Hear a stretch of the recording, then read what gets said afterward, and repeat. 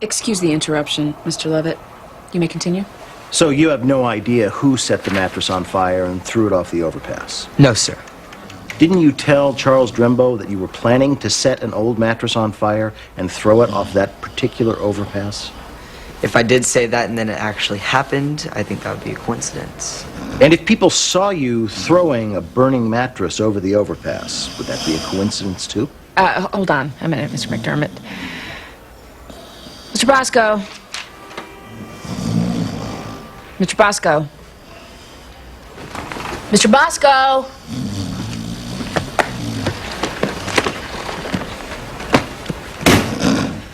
Mr. Bosco! Yes, Judge Graham. Gray, it's like my mood. Now tell me, as this boy's lawyer, don't you think it would be wise to stay awake during his cross-examination? I'm terribly sorry if I appeared inattentive in any way, Your Honor. Any such appearances due to the over-the-counter cold medication I've been taking, I'm compelled to take to combat certain flu-like symptoms. Well, we'll try to make it more stimulating for you. Thank you, sir. Cold medicine. Yeah, with a twist of lemon.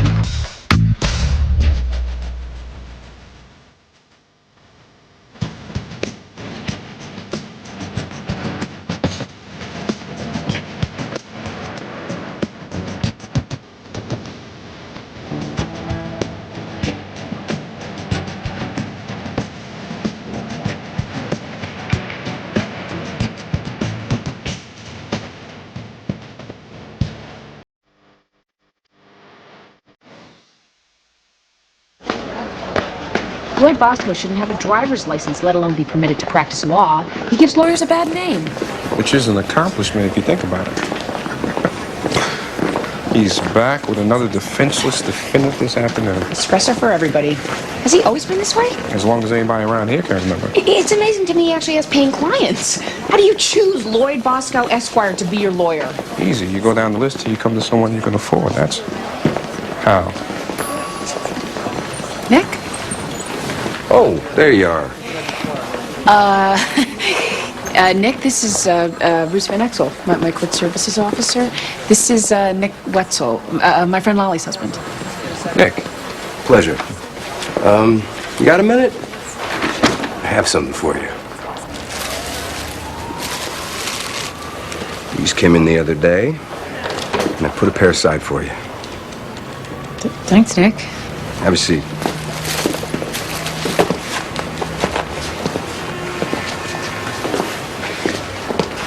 Don't kick him off like that. He pulls the stitches. Oh, sorry. Everybody does it. But you don't know my size. 8.5 narrow. That's right. How did you know that? I'm a professional.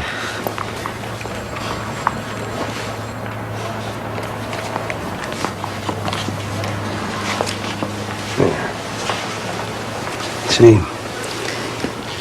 It's sexy, but sophisticated. And the heel looks like a heel and not a piano leg. How do they feel? Great. I mean, good. Stand up, take a walk.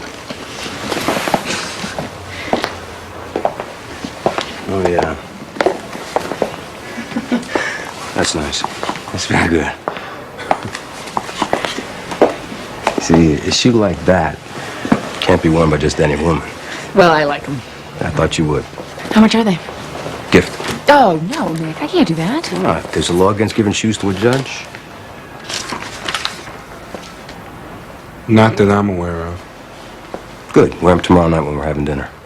Okay. It's with Lolly and Tom. It's a double date. Sounds keen. I gotta go. I just came by to give you the shoes. Bruce, it was very nice meeting you. Same here, Nick. It's good to see you, Nick, and say hi to Lolly for me. When I see her. But if you have any problems with those, you let me know. We can stretch them.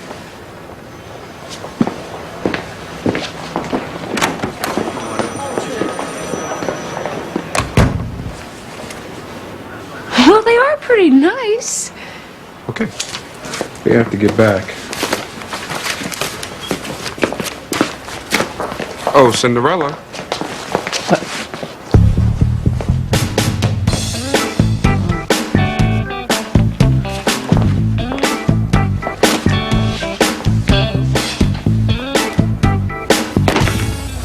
We are as ready as we can be. You look like a model citizen again. Once you learn to fake sincerity, the rest is easy. It's a joke. You're dealing with a system unfamiliar with the concept of humor. You're telling me. Maxine, have I got a shot at getting Daniel and Trinity back? You're clean, sober, employed. Yes, you have a shot. It'll be a snap. Excuse me, I'm looking for Maxine Gray. Be there early and hope for a good judge. I will. Thank you, Maxine. So you're Maxine Gray? And you would be... Detective Shelley Tran, I'm wondering if I could borrow you for a moment.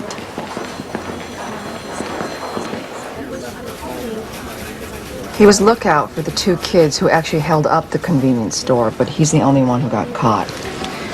His pockets were filled with candy, a set of hair combs, and some ballpoint pens. Captain Rappaport put me on this because he thought I'd have a cultural rapport with the suspect. Did you? Well, I'm from Wisconsin, and he didn't want to talk about the Packers. But he did talk. Yeah, he has enough English to have been here a while. I think he's Thai. He won't tell us his name or where he lives, yeah. And that's because someone told him not to. You think he's undocumented? They warned their kids not to talk to the police because they're afraid the INS will come in and everyone will get deported, which is what can happen. There are at least 6 kids like him in detention. The parents are afraid to come get them, and the kids are afraid to speak. So they just sit there, not talking. Like Bartleby. Who? Bartleby the Scrivener. It's a story about a man who would prefer not to. Captain Rappaport said if there was anyone willing to waste time on this kid, it would be Maxine Gray. Is there anything I can get you? A glass of water. Detective Tran told me you have been in detention more than 3 weeks. That's a long time to go without telling anybody your name. Are you going for the record? I can't believe you don't want to go home. Just as I can't believe there isn't somebody wondering where you are.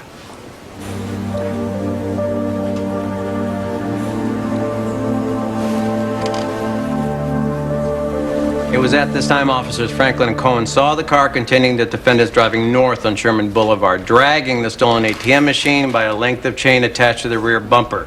The officers pulled the car over and arrested Mr. Palmieri and Ms. Gleer, who was the driver. The defendants claimed to be ignorant of the robbery and had no idea how the cash machine came to be attached to the car they were driving. I'm sorry to interrupt you, Mr. Clausen, but we're not all here. Mr. Bosco! Mr. Bosco! Deputy, can you please wake up the defense counsel as rudely as possible? Allow me.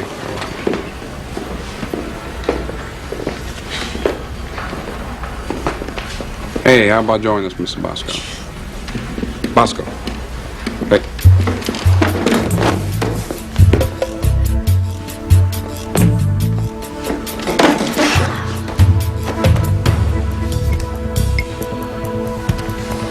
I'll get someone. This is a mistrial, right? Like double jeopardy. So that means that we can go. That's the rule, right?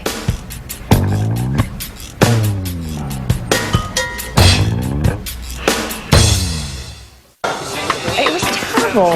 This poor man dying right in my courtroom. Bosco was a bottom feeder, and he wasn't even a competent bottom feeder. Oh, I know. He's a walking lawyer joke. I mean, he was a walking joke. Now. You know what's terrible?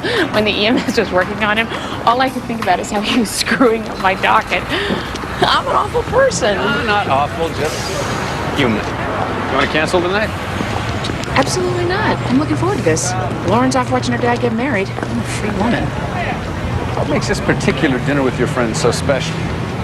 Precisely because it's not special. It's a nice, normal dinner with 2 nice, normal couples. You seem to be leaning on the normal lately. Am I? No, I'm not complaining. I mean, you know, normal's fine, I guess.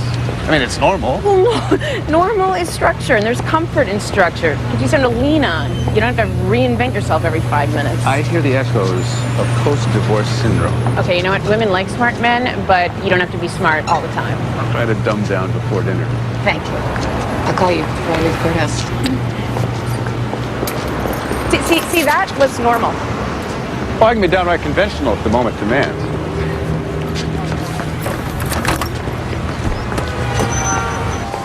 Look, I see the police take him away. I just want to see if he all right. I see him around, but they say I cannot see him because I'm not his family. Do you always try to visit strangers you see being put into police cars?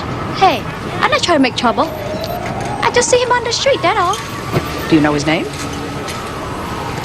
He hasn't told you his name? He hasn't told us anything. Oh, I have to get back to work. Take my card. If you think of something that might help him. I cannot take that. I'm sorry. Hey!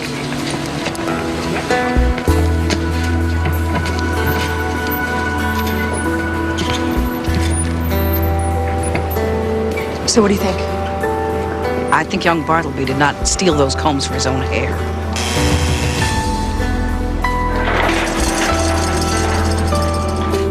All right, next up. Todd Estabrook is here today because he's not been in school since the 12th of last month. School administration called the court, a probation officer went to the home, and then the ASA filed a family with service needs petition, and here we all are on this lovely afternoon. Mr. Mayhern, fill in the blanks. Your Honor, Todd Estabrook has missed more than 20 days of school as a self-described protest over his school's refusal to allow a gay-straight club to have access to school facilities for its meetings. Now, the state takes no stand on the perceived sexual orientation of students, nor does it take a stand on truancy as civil disobedience. There's lots of things the state doesn't do, Mr. Mayhern. You're here to tell me what it wants. Todd Estabrook is truant. He needs to return to school. Todd, why have you stayed away from school since last month? Your Honor, my name is Constance Tyler. I'm with the Eastern Carter Gay Defense Fund, and I represent Todd and his family in this matter. The Gay Straight Club was a vital asset to Todd at a very difficult time in his life.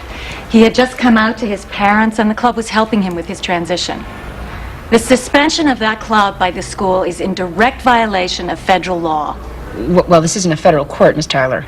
We're concerned with Todd's truancy, not his constitutional rights. The two are inseparably linked. Perhaps, but I'm confident we can save you the trouble of going to the Supreme Court if we all work together. Mr. Mayhern, who speaks for the school on this? The school declined our request to send a representative. So we don't know if Todd's the only student who stayed home when the club was banned? No, Your Honor. Okay, well, let's get someone in here with attendance records that can speak to school policy. I'd like to suggest ASA issue subpoenas to the entire school board. Well, that's a lovely photo op for the 6 o'clock news, Miss Tyler, but I think we'll start by asking the principal to come in. That would be Dr. Wendis. Good. We'll invite Dr. Wendis to join us tomorrow at 11 o'clock. 11 o'clock, asking him to bring in any relevant attendance records for the period. And what if Dr. Wendis doesn't respond to Your Honor's polite invitation? Then I'll send in the jackbooted thugs. Would that work for you?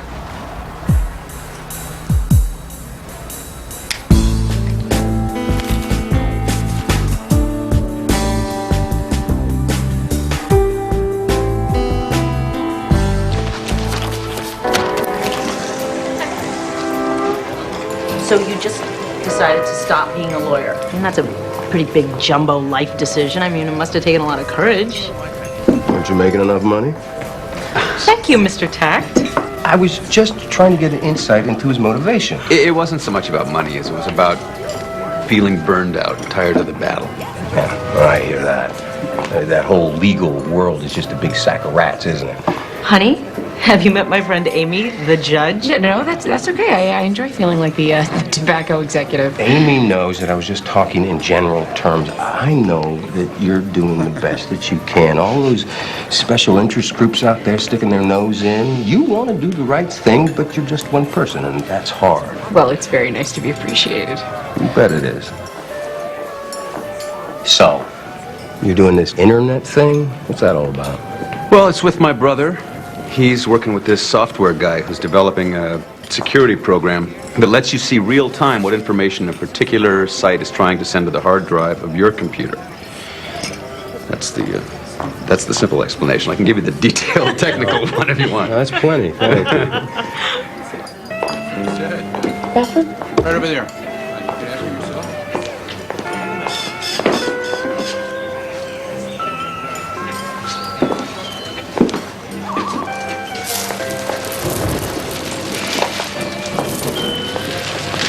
What'd you find? This is the hideaway room, I guess. Well, look at this. This must be where they have all the really romantic luau's. Yeah. I like it.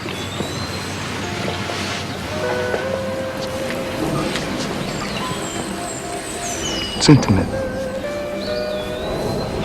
Are you okay? I'm very okay.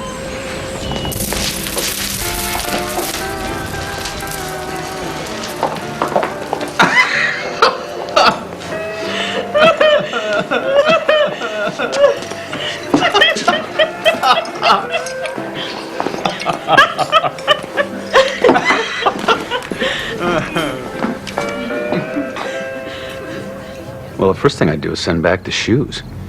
So, in your opinion, as a man, what Nick did was a pass? By any definition of the word, yes. You think he might have been drunk? He wasn't drunk. Why are you trying to let him off the hook? Because of Lolly? Right. You want me to talk to him? No. Sorry that happened to you. Well, it wasn't your fault.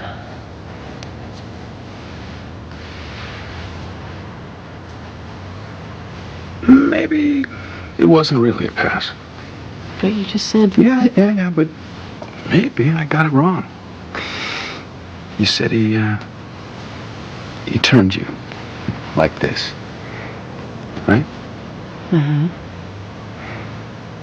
And then put his hand on your shoulder and slid down your scarf. Yeah, it was really more of a shawl, but... And what? Did the ear thing.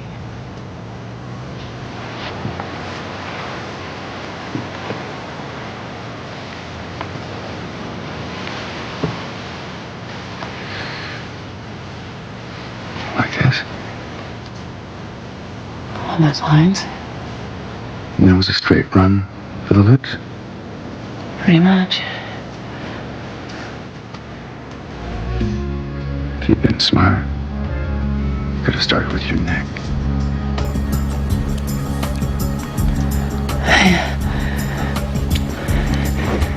Yeah, that would have been smart.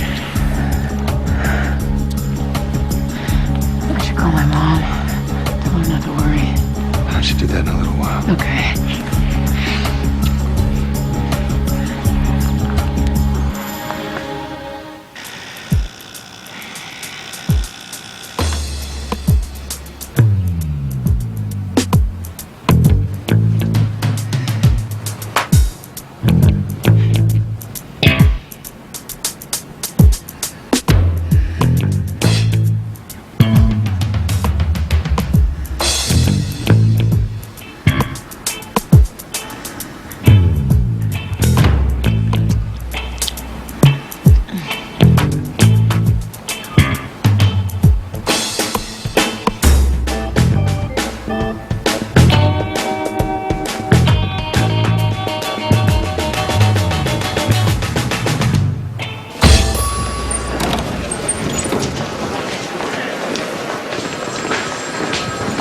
Ready? Fran, I was waiting for you. Where were you? Just one more cigarette, steady the nerves. I told you to be early. Nothing's happened on time since it started. Why should today be any different? Just to screw things up. And you don't have any room to screw things up. Not today. Not if you want your children back. Well, did we get lucky with the judge? No, we did not. We have Judge Salinger, one of the best minds of the 19th century. What's the strategy? Cross your fingers? All this comes down to crossing my fingers. What a great system. Whatever you think of the system, it is the beast that has your children. Do you want them back? All parties for the next case? You'll be fine. Bartleby, he's not Thai, he's Cambodian.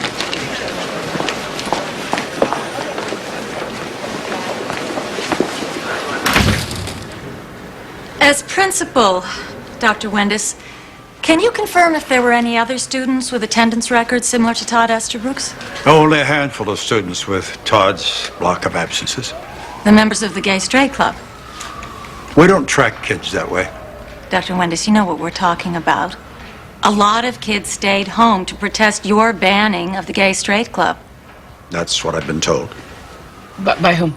Some of the students communicated with the school, as did Miss Tyler's advocacy group, to let us know that this was some sort of protest over suspending the club. Why did you shut down the club, Dr. Windus? We just said that they could no longer use school facilities. Why? There was a great deal of community pressure.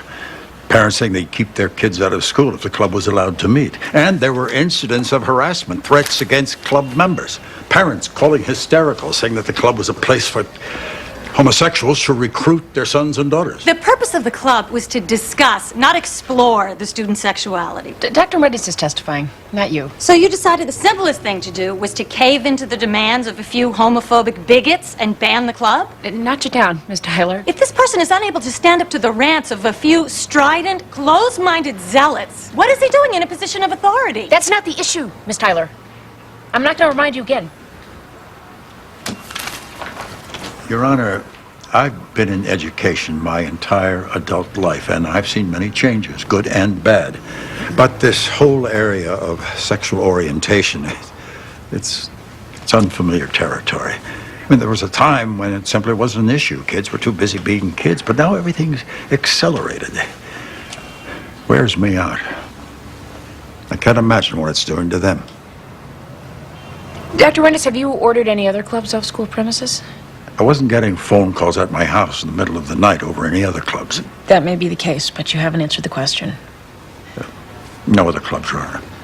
And apart from the truancy, what is your assessment of Todd Estabrook as a student? I wish I had 100 like him. Frankly, most of the kids staying out over this are some of the brightest and best I've got. What was I supposed to do?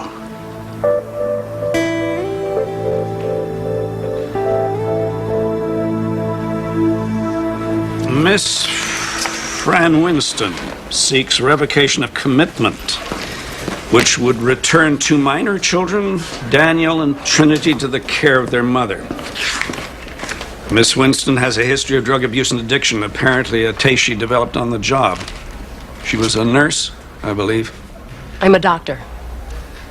At some point in time, perhaps. But the earth has cooled considerably since then. And now you're feeling all better. Is that the song? Your Honor, Lana Reyes representing Miss Winston, who is not your typical crack mom. She is both highly educated and highly motivated. Someone who worked her way up from humble beginnings, put herself through medical school, married, earned a residency in a major hospital. Where they gave her the keys to the medicine chest. Mr. Spooner, how does the state feel about all this? Your Honor, my office believes that Ms. Winston has fulfilled all the requirements for revocation set down at the time of the issuance of the order. DCF has monitored the situation, and the agency's Ms. Gray informs me that Ms. Winston is ready and able to care for her children. Does she have a job? I believe she has, Your Honor. She's a cashier at a restaurant, Your Honor. Where's the husband? Ex-husband. Not a factor. There are criminal charges pending against the ex-husband. Drug-related? I believe so, yes. Also a lapsed doctor? Yes. Terrific. Well, looks like everybody's happy about this reconciliation except me. Miss Winston, your attorney's right. You're not the usual drug addict, and as such, I take a dim view of rewarding someone for squandering so much. I wonder if your children don't deserve someone less cavalier about their welfare. May I say something? Anything you wish.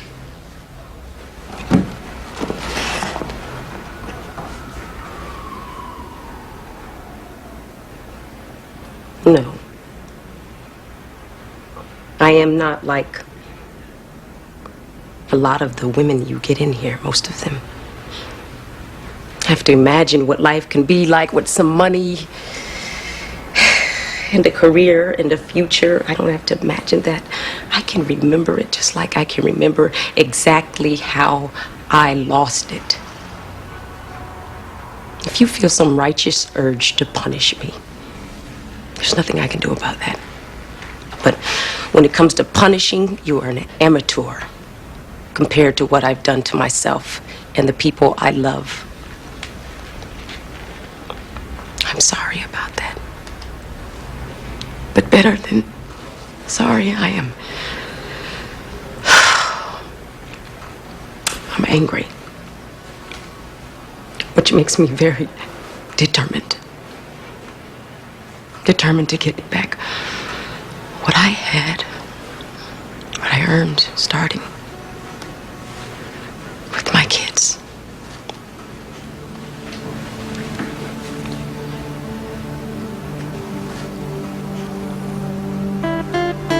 Random drug test.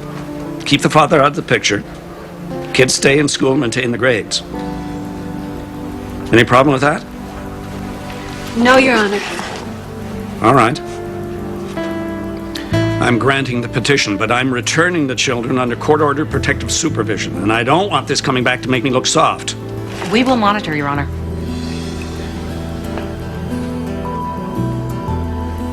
Next case.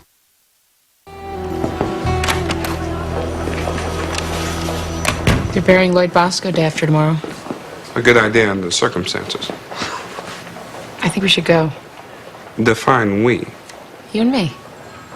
He died in my courtroom. Just because he's dead doesn't mean we have to be nice about it. Yes, it does. Death doesn't give him some kind of spiritual upgrade. He was a bad lawyer. And his clients were people who could least afford bad lawyering. Oh, the poor guy's dead. The poor guy was incompetent. He fell asleep in your courtroom. He couldn't remember your name. Well, he still deserves some baseline human respect. It's normal and proper, and I think we should go. You want me to go? Answer one question. If Lloyd Bosco had died at home or at the racetrack or anywhere other than in front of you, would you still feel this obligation to see him off? Look, one description of my job is caring about people that I don't really care about. It's part of the noble conceit of the law. And it's no trick to feel sorry for someone that you know and like, but to work up a head of compassion for somebody like Lloyd Bosco, I figure you must be that much more involved as a human. And isn't that what we were put on the earth to do? My mother warned me of secular humans. I think recess is just about over, don't you? The other day when we talked, Detective Tran noticed that you have a tattoo on your back near your shoulder. A lot of people have tattoos. Yes, a lot of people do. I don't really care for them myself, but Detective Tran was explaining to me that they often have cultural significance. I told Maxine when a Cambodian family is preparing for something dangerous, like leaving for a new country, everyone in the family gets the same tattoo. I found that very interesting, especially when Detective Tran showed me our nameless boy's arrest report. Under distinguishing marks, it notes a tattoo of a monkey on his back near his shoulder. The monkey is a symbol of good fortune, correct?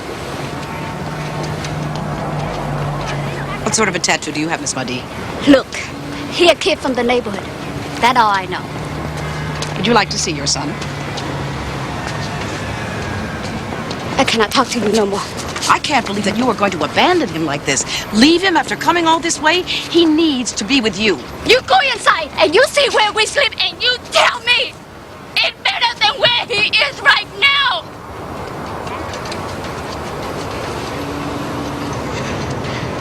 I think the mother of that boy should be very proud of her son for not giving in.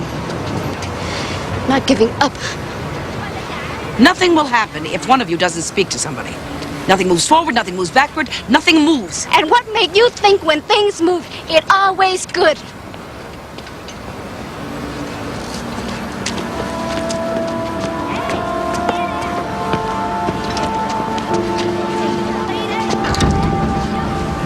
What if we talk to INS? The family gets arrested. And deported. Cambodia doesn't accept deportees. They go into INS custody. For how long? Officially, INS refers to them as long-term. Off the record, they call them lifers. They never get out.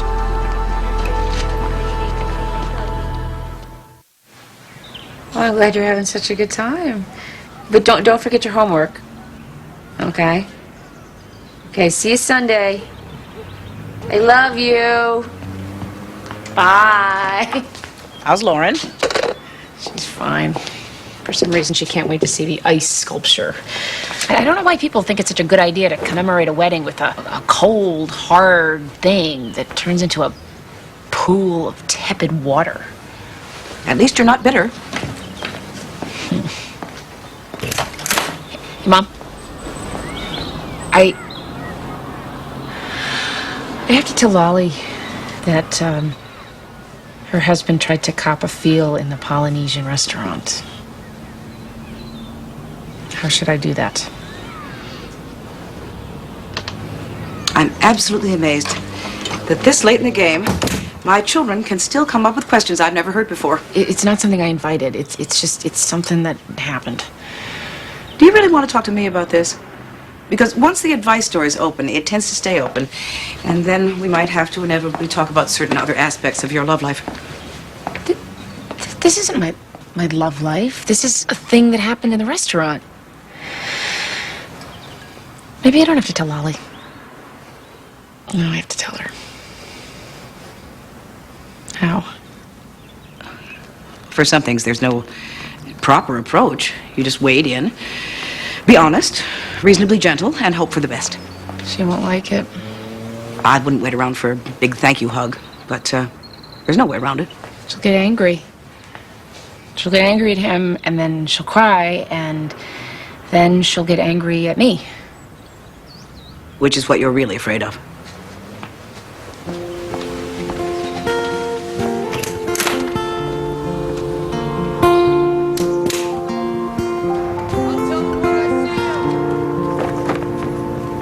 We're calling it Sanctuary House. It will streamline the process, but more important, it will keep the children from being re-traumatized. This is a great idea. I saw it as a resident. People go into such cold shutdown when a kid is sexually abused. I'm stunned you're getting this off the ground. Well, it's still earthbound. I have to go before the hospital board with staff recommendations. I've talked to the state's attorney's office and the police, but I need a medical person on site to supervise and coordinate with the hospital. You've got to be kidding. Judge Salinger snide remarks notwithstanding, you are a doctor. I've checked with the state medical people. Your license to practice is still valid. This is... I don't think this is such a good idea for me. Well, I realize this would disrupt your career as a cashier, but we all have to make sacrifices. Some days, just being a cashier is a stretch for me. Don't you think I should keep a low profile for a while? Fran, I have recently spent an extended period keeping a low profile. Perhaps I thought that if I just kept my head down, bad things wouldn't happen. But bad things kept right on happening. And it bothers me what kind of opportunities I might have missed while I was licking my wounds. Me getting involved in something like this, there's a lot of stress. There's a risk. Yes, there is. But what if all that's happened to you, all the work you've done, all the mistakes and crap and coming back to life, what if all of that was so you could sit here this morning and I could make you this offer? Think about it after you've hugged your children. Daniel? Trinity? Mommy! Oh, come here.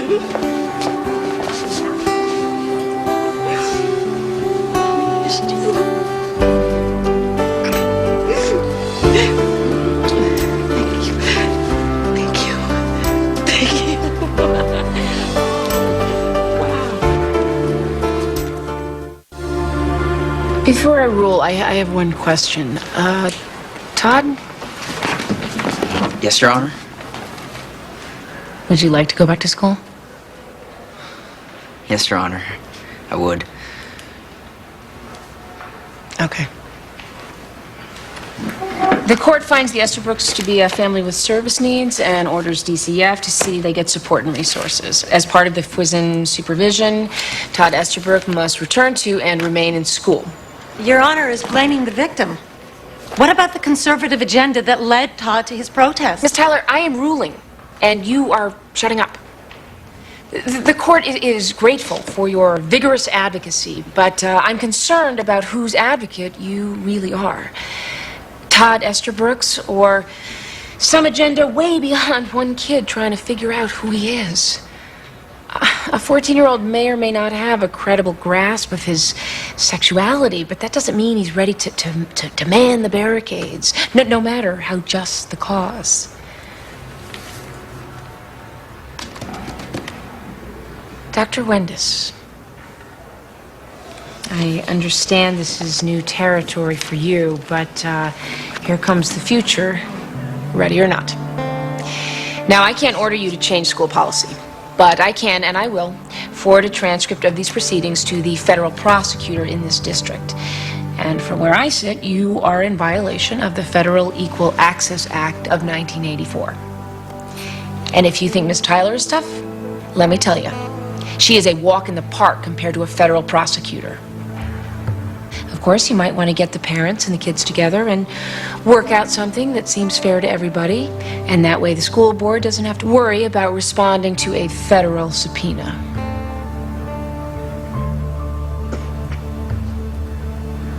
We're done. Next case.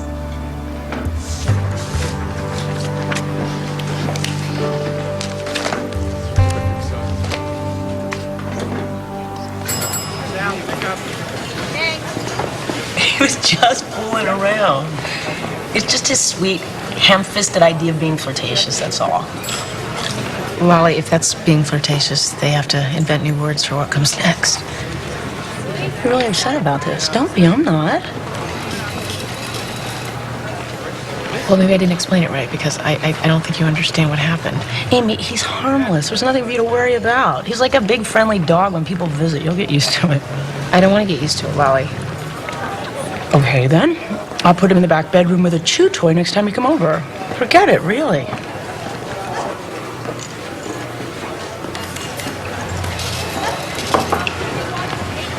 This isn't the first time someone's told you this about Nick. He's an outgoing, demonstrative, big-hearted galoot, and I love him. And flirting is healthy, normal. It's normal. Normal. Now, tell me more about this ex-lawyer guy, Tom.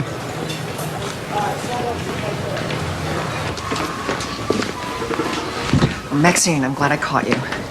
You didn't, actually. I'm officially off the clock. Oh, even better, because officially I'm not here. In case someone from my office calls, I wanted you to have the paperwork on Bartleby and know what you did. What did I do? I talked to the prosecutor and reminded him what a busy man he is and how he must have much more important things to do than worry about this one kid who DCF has already agreed to place in a nice foster home. You're the caseworker. I can't find a placement for him. He's not in the system. I like to think in a way we're all in the system. Point is, the prosecutor has moved on. No case. Well, what did you do with him?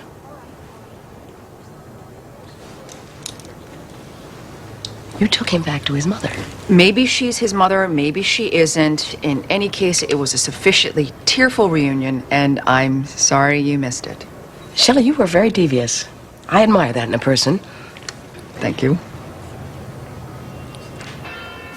So as we close the tattered case... Dragging your feet. I already missed the best parts. We'll stand at the edge, we'll put in an appearance, and then go, that's all. That we have a tireless defender to argue on our behalf before the highest court of Judge the law. Gray? Yes. Hi, I'm Carl Portabeghi, one of Lloyd's partners. I'm the one who called your office. Oh, yes. This is Bruce Van Exel, my CSO. Oh, thanks for coming, Mr. Van Exel. No, thank you both. Oh, it's our pleasure. I mean... We were just about to wrap things up. I'm sorry we're late. No, you're here. That's what would have mattered to Lloyd. Folks, this is Judge Gray. And this is her court services officer, Mr. Van Exel. Judge Gray was presiding when Lloyd slipped the surly bounds of earth. This is Barry Escobar, the other surviving partner. The Reverend Bill Dexter, Lloyd helped him set up his direct mail ministry. Yeah. And this is Lloyd's wife, Lydia. I'm so sorry for your loss. Like I said, we're just about done here. I could take it from the top if you'd like. Oh, no. No, please don't rewind for our sake. Oh. Maybe a good way to button this up would be with a few words from Judge Gray. I mean, certainly the most august mourner on hand, huh? Seems fitting to me. Please. All right.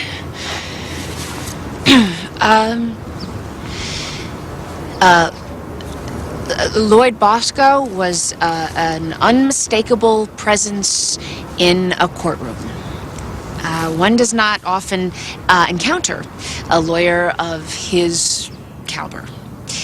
In all my time on the bench, I've never seen anything remotely like him, and I know my colleagues feel the same way.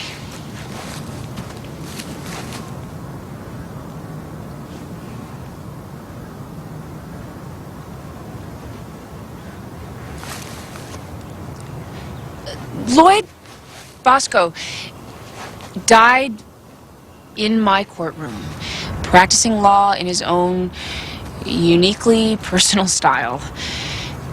I can't imagine any of us not wanting the chance to go the way Lloyd did. To die in the midst of doing the best work that one is capable of doing. When it came to him, I think the moment of transfiguration was for Lloyd like a dream. A peaceful, perpetual dream from which he need never awake.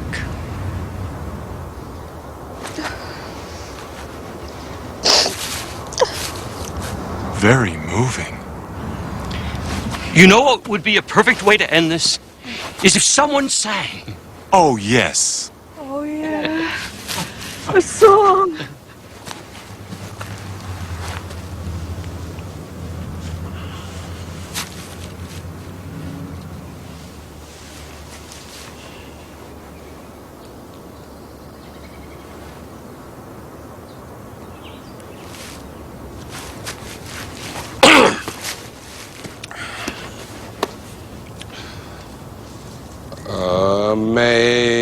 Amazing grace, how sweet the sound that saved a wretch like me. I once was lost, but now I'm found. Was blind, but now I